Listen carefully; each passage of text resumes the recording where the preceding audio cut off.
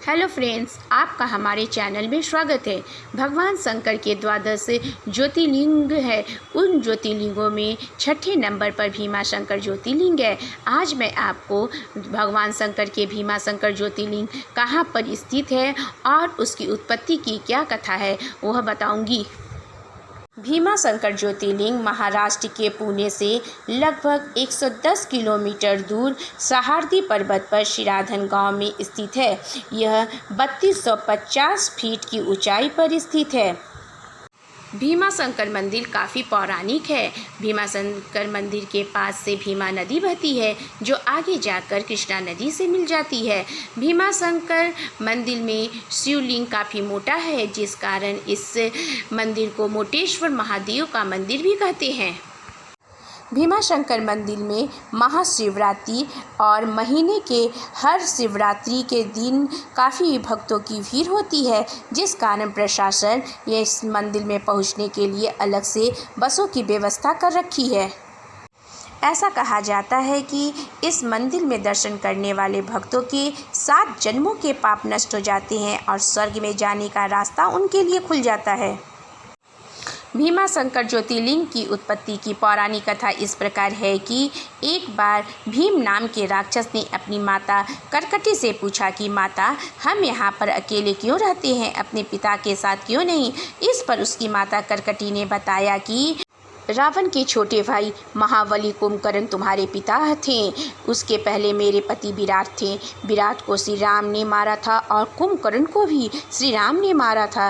विराट के मारे जाने पर मैं अपने माता पिता के साथ रहने लगी। वहाँ मैं माता पिता के साथ रह रही थी। एक दिन मेरे माता पिता अगस्त मुनि के शिष्य जो विष्णु भक्त थे उनको खाने के लिए गए तो उन्होंने मेरे माता पिता को भस्म कर दिया। माता पिता के मारे जाने और पति के मारे जाने के बाद मैं बिल्कुल अकेली हो गई।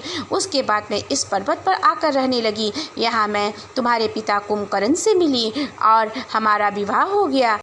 कुछ समय साथ रहें, उसके बाद तुम्हारे पिता मुझे छोड़कर लंका लौट गए और मैं यहाँ अकेली रहने लगी। तुम्हारे जन्म के पश्चात मैं इसी पर्वत पर तुम्हारे साथ रहती हूँ। यह सारी बातें सुन वो राक्षस भीम काफ़ी क्रोधित हो गया और भगवान विष्णु को अपने परिवार जनों की मृत्यु का कारण समझने लगा।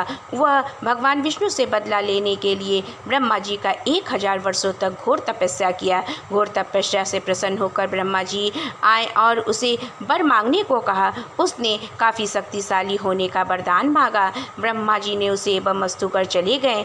काफ़ी शक्तिशाली होने के बाद वह सबसे पहले देवलोक पर हमला कर दिया और सारे देवताओं को हरा दिया। उसके बाद उसने भगवान विष्णु को अब युद्ध में हराया और उसके बाद वह सारी पृथ्वी को जीतने के लिए सबसे पहले वह कामरूप देश में हमला किया। कामरूप देश के राजा सुदीक्षण ने उससे घोर युद्ध किया पर वह परास्त हो गए और जब परास्त हो गए तो राक्षस भीम ने उन्हें कारागार में डाल दिया। सुदीक्षण भगवान शंकर के परम भक्त थे। उन्होंने कारागार में भी आकर देखा तो राजा भगवान का शिवलिंग बनाकर उसका पूजा कर रहे थे। वह काफ़ी क्रोधित हो गया और भगवान शंकर को नष्ट करने के लिए जैसे ही तलवार निकाला तो भगवान शंकर शिवलिंग से प्रकट हो गए और उसके तलवार को सबसे पहले 2 टुकड़ों में काट दिए और भगवान शंकर अपने हुंकार से ही उस राक्षस को भस्म कर दिए। यह देख सभी देवता काफ़ी प्रसन्न हुए और सभी भगवान शंकर की स्तुति करने लगे। ऋषि मुनि भी भगवान शंकर की स्तुति कर यह प्रार्थना करने लगे कि प्रभु, आप यहाँ स्वयं प्रकट होकर अपनी भक्ति की रक्षा की है, इसलिए आप सदा सदा के लिए यहाँ विराजमान हो जाए। भगवान शंकर अपने भक्तों एवं देवताओं की बात मानकर उसी जगह ज्योतिर्लिंग के रूप में स्थापित हो गए। भगवान शंकर वहाँ पर भीमा नाम के राक्षस को मारे थे, इसलिए उस ज्योतिर्लिंग का नाम भीमा शंकर ज्योतिर्लिंग रखा गया। ये है भीमा शंकर ज्योतिर्लिंग की उत्पत्ति के बारे में। अब मैं अपने आगे के वीडियो में भगवान विश्वनाथ ज्योतिर्लिंग की उत्पत्ति के बारे में बताऊंगी। यदि आपको ये वीडियो पसंद आया हो तो please subscribe, share and like.